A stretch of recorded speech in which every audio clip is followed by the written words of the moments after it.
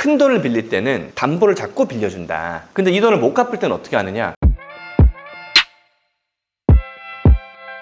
안녕하세요, 김민석 변호사입니다. 오늘은 별채권에 대해서 두 번째 영상을 찍을 건데요. 별채권에서 제일 문제되는 게 뭐냐면 사실은 집이랑 자동차예요. 별채권이라는 건 담보권과 느낌이 되게 비슷하다 그랬죠. 근데 돈을 빌릴 때 담보로 제공할 수 있는 것들이 일반 사람들한테는 집이랑 자동차 요 정도밖에 없어요. 그 중에서 요즘 문제되는 게 집담보대출이 문제가 좀 많이 돼요. 왜 뭐 깡통 전세라든가 아니면 뭐 역전세라든가 이런 것들 문제가 되잖아요, 많이 사회적으로. 그래서 오늘은 집담보대출하고 별채권이 어떤 연관이 있는지 또 여러 가지 영상을 좀 찍어보려고 해요.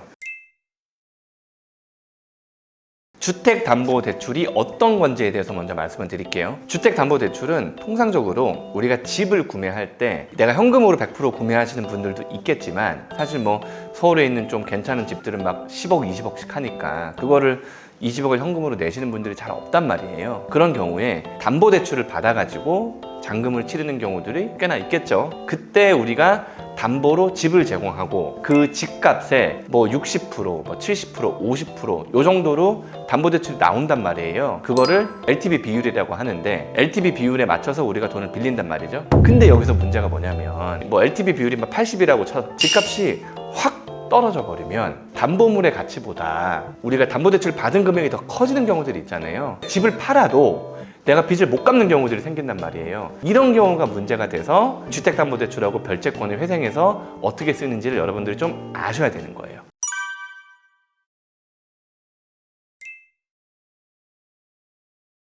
별채권에 대해서 말씀드리기 전에 개인회생을 왜 하는지 먼저 한번 살펴볼게요. 우리가 개인회생을 하는 이유는 빚을 못 갚아서예요. 개인회생을 해서 우리가 갚을 수 있는 최대한을 갚고 그 다음에 못 갚는 돈은 안 갚을 거예요. 그러면 우리가 전체 부채에서 갚는 돈이 얼마인지 안 갚는 돈이 얼마인지 그 중에 갚는 돈이 몇 프로냐 전체 부채 몇 프로냐 하게 변제율이란 말이에요. 그런데 우리가 깎을 수 있는 빚은 회생채권밖에 없어요. 깎을 거면 왜 담보를 제공했겠어요? 쉽게 예를 들어서 내가 2억짜리 집을 살려고 1억 5천짜리 주택담보대출을 받고 2억짜리 집을 담보로 맡겨놨어. 그리고 이 2억짜리 집의 등기부 등본에는 이 1억 5천에 120%인 1.8억이 이 채권 최고액으로 근저당권 설정이 돼 있어요. 근데 내가 회생에 들어갔어. 그래서 이 1.5억의 빚을 하나도 못 갚았는데 그냥 50% 깎아주세요 라고 하면 7,500만 갚으면 될까요?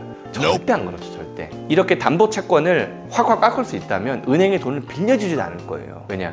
은행은 만약에 이 채무자가 돈을 못 갚으면 이 담보물을 경매를 넘겨가지고 원금이랑 이자라도 우선 확보할 수 있다는 믿음 때문에 은행은 담보를 잡은 다음에 원금과 이자까지 받을 수 있는 채권 최고액을 설정해 놓고 그에 상응하는 근저당권 설정 등기를 해놔요. 그렇기 때문에 은행에선 예전역이 담보 가치가 형편없다거나 아니면 이 사람의 뭐 신용이 아무리 좋다 해도 담보가 제공되지 않는 이상은 많은 돈을 빌려주지 않는단 말이에요. 근데 담보를 확보해 놨음에도 불구하고 확 개인회생했다고 깎아버린다? 그러면 대한민국에 누가 돈을 빌려주겠어요? 그렇기 때문에 담보로 돈을 빌릴 때는 담보물의 처분 대금 안에서는 담보채권자가 1순위로 뭐 아니면 담보채권이 여러 명이라면 뭐 1순위, 2순위, 3순위 이렇게 순서대로 이 담보채권의 환가 금액을 자기가 수령해 갈 수 있어요. 그런 믿음이 있기 때문에 담보물을 가지고 신용이 좀 안 좋더라도 돈을 빌려주는 거예요. 회생을 할 때 담보채권은 10원도 깎을 수 없다.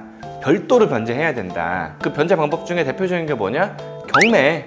경매나 공매 해서 담보물을 팔아가지고 빌려준 돈하고 이자를 먼저 가져간다 이거예요. 그 다음에 회생채권은 막 깎는다. 50% 깎을 때도 있고 30% 깎을 때도 있고 그렇게 한다.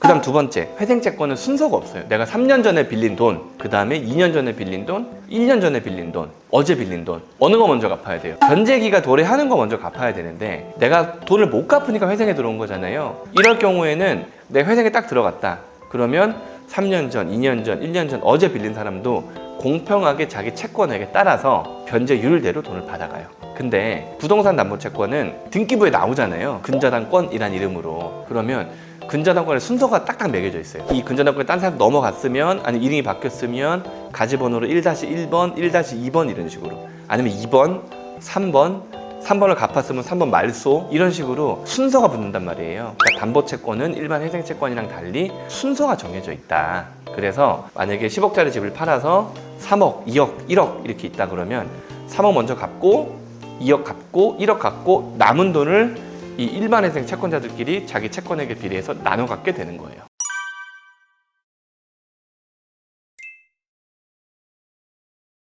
담보대출, 그러니까 이 별채권은 일반 회생채권보다 무조건 우선 변제예요. 무조건 우선 변제예요. 무조건 우선 변제. 물론 세금 같은 경우는 예외적으로 언제 발생했느냐에 따라서 담보채권보다 먼저 받아가는 경우가 있을 때도 있어요. 하지만 대부분 통상적인 일반 회생채권보다는 담보채권이 무조건 선순위다. 예를 들어 볼게요. 내가 3억짜리 집이 있어요. 3억짜리 집이 있는데 계속 나는 부채가 한 2, 3억 정도 있었던 사람이야. 경매를 안 넘어갔어. 근데 3억 정도, 뭐 2억 정도 빚이 있다가 돈이 너무 필요해서 집을 담보로 1억 5천을 빌린 거예요. 그러면 집이 경매 넘어가면 옛날부터 있었던 3억 먼저 갚아야 돼요? 아니면 1억 5천 먼저 갚아야 돼요? 1억 5천 먼저 갚아요. 왜냐? 담보권이 원래 그래요. 담보권은 대표적인 물건이라서 이 물건에 탁 붙어 있는 거거든요. 물건에. 그래서 이 물건을 판 그 대금에서 1.5억을 우선으로 변제하고 남은 1.5에 대해서 일반 채권자들이 가져가는 거예요. 그러면 일반 채권자 너무 억울하잖아요. 왜? 얘가 빚이 엄청 많은 상태였는데 갑자기 담보권이라고 뭐 하나 딱 들어와가지고 나보다 먼저 받아가면 열받잖아요. 그때 뭘 하느냐? 그때 사행위 취소소송이라는 걸 하는 거예요. 그래서 이 담보권 설정 행위가 일반 채권자들의 그런 거를 해하는 행위다. 그리고 쟤는 담보권 설정자가 담보권자랑 짜고 이렇게 했다. 이런 식으로 채무자의 악의, 그 다음에 수익자의 악의를 입증을 해서 이 사행위 취소소송을 제기하면 담보권이 없어지는 경우들이 있어요. 구독과 좋아요 눌러주세요. 큰 돈을 빌릴 때는 신용으로 안 빌려주는 경우들이 있잖아요. 그때는 담보를 잡고 빌려준다. 근데 이 돈을 못 갚을 때는 어떻게 하느냐?